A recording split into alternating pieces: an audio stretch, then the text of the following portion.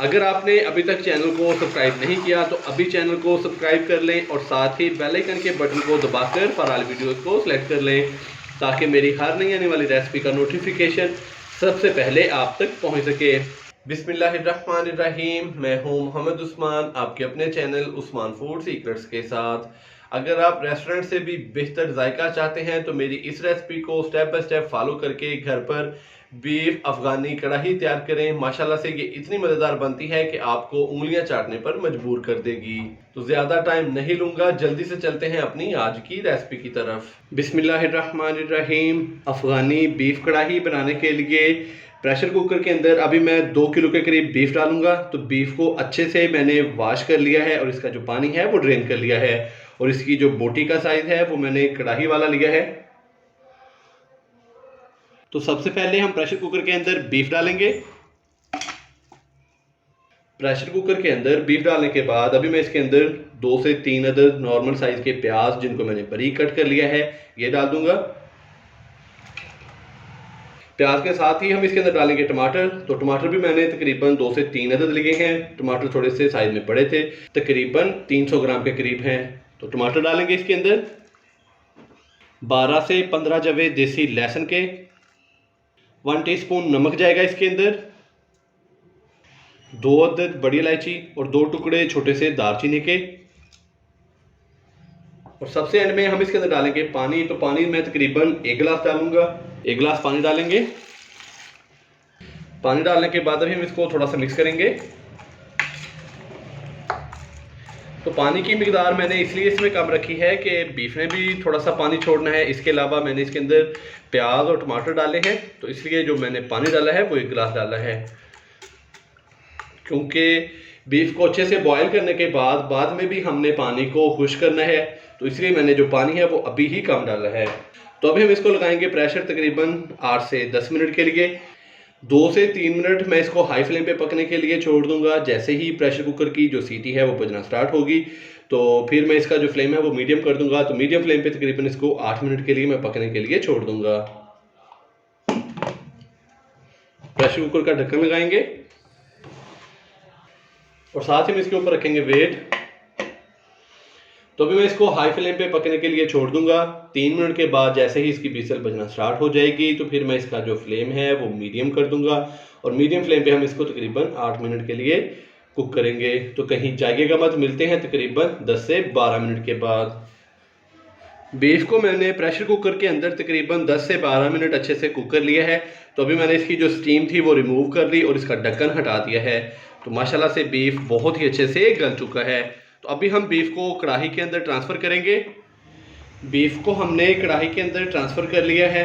तो अभी ये देखें इसके अंदर जो पानी है वो काफ़ी ज़्यादा है। तो अभी मैंने इसका जो फ्लेम है वो हाई कर दिया है। हाई फ्लेम पे अभी मैं इसको तकरीबन 5 से 7 मिनट अच्छे से कुक करूँगा ताकि इसका जो पानी है वो काफ़ी हद तक ड्राई हो जाए। अफ़गानी बीफ कढ़ाई के अंदर जो मसाले हैं वो बहुत ही कम इस्तेमाल होते हैं। तो हमने तकरीबन इसके अंदर 1 से 2 अदद ही मसाले इस्तेमाल करने हैं। इसके अलावा हमने इसके अंदर कोई भी मसाला ऐड नहीं करना। तो अभी मैं इसको हाई फ्लेम पे पकने के लिए छोड़ दूंगा तकरीबन 5 से 7 मिनट के लिए ताकि बीफ कढ़ाई का जो पानी है वो काफ़ी हद तक खुश्क हो जाए।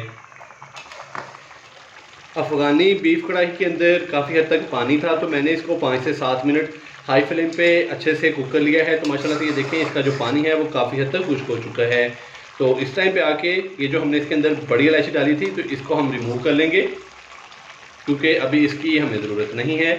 इसका जो फ्लेवर है वो बीफ के अंदर आ चुका है। तो माशाल्लाह से ये देखें अफ़गानी बीफ कढ़ाई के अंदर जो पानी था वो काफ़ी हद तक ड्राई हो चुका है या कि खुश्क हो चुका है। तो इस टाइम पे आके मैं इसके अंदर डालूंगा ½ टीस्पून के करीब पिसी हुई ब्लैक पेपर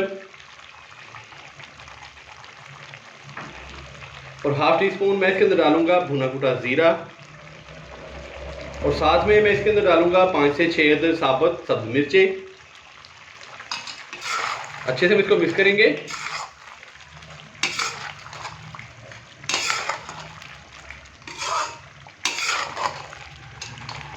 अच्छे से मिक्स करने के बाद अभी मैं इसके अंदर डालूंगा ½ कप के करीब कुकिंग ऑयल। आप चाहें तो घी का भी इस्तेमाल कर सकते हैं लेकिन मैं इसके अंदर कुकिंग ऑयल इस्तेमाल कर रहा हूं।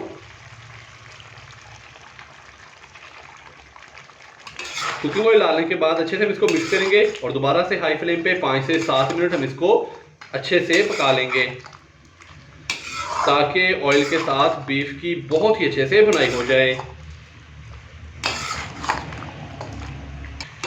और अभी हमने इसके अंदर कोई भी और स्पाइसेस इस्तेमाल नहीं करना, ना ही इसके अंदर हल्दी पाउडर या के लाल मिर्च का पाउडर, कोई भी मसाला और इस्तेमाल नहीं होगा।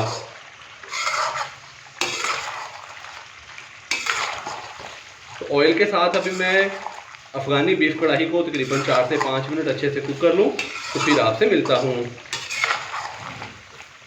ऑयल डालने के बाद मैंने इसको मज़ीद तकरीबन 5 से 7 मिनट बहुत ही अच्छे से कुक कर लिया है। तो माशाल्लाह से बहुत ही मज़ेदार अफगानी बीफ कढ़ाई हमारी तैयार हो चुकी है। तो अभी हम इसका जो फ्लेम है वो बंद कर देंगे और अभी हम इसको करेंगे गार्निश। बारीक कट किया हुआ अदरक डालेंगे, थोड़ा सा धनिया डालेंगे बारीक कट किया हुआ, और एक अदद इस तरीके से लेमन को कट करके हम इसके अंदर रख देंगे। तो माशाल्लाह से बहुत ही अच्छे से हमने इसको गार्निश कर लिया है। तो आप इसको चाहे रोटी के साथ खाएं, नान के साथ खाएं, माशाल्लाह से बहुत ही मज़ेदार लगती है।